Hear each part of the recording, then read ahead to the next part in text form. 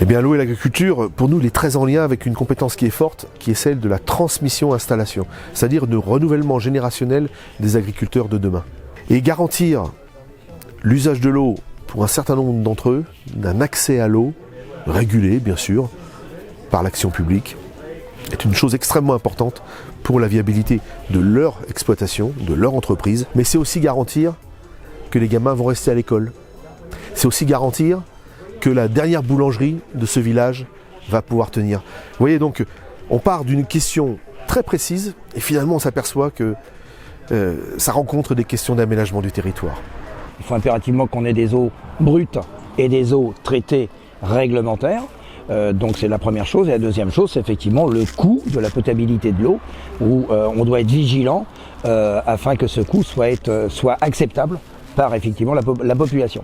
On sent que les acteurs agricoles sont de plus en plus sensibles à cette problématique-là, comprennent également les demandes de nos concitoyens, la volonté de nos concitoyens. Très clairement, c'est des choses qui sont compliquées pour eux, puisque ce sont des activités agricoles, des activités économiques, et qu'on demande un peu la quadrature du cercle, mais très clairement, oui, ils sentent qu'ils doivent tendre vers là, et en tout cas, ils sont à l'écoute.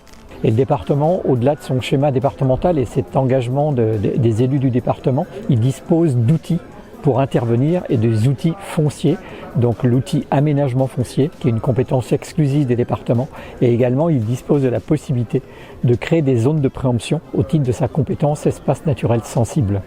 Alors, la SAFER est un partenaire très régulier du département. Nous échangeons quasiment toutes les semaines, nous avons des réunions régulières pour justement articuler au mieux nos outils, l'outil préemption SAFER, l'outil préemption du département, et ensuite toutes les étapes depuis l'acquisition éventuelle jusqu'à la mise en location. En fait, l'intérêt de mobiliser aussi la SAFER, c'est qu'au-delà de maîtriser du foncier, c'est également de mettre autour de la table l'ensemble des acteurs du territoire qui sont concernés par ces enjeux de protection de la ressource en eau. Alors c'est d'un côté les gestionnaires de captage qui ont cette responsabilité de gérer la ressource, mais c'est également les usagers du territoire, majoritairement les agriculteurs, les organisations professionnelles agricoles, avec le syndicalisme, avec aussi les filières, les coopératives.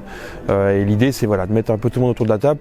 Le foncier peut être un bout de solution, mais après il y a souvent aussi d'autres solutions à apporter pour trouver des équilibres et des solutions, on va dire, pour un territoire. Donc voilà, la SAFER, son ADN, c'est de jouer collectif.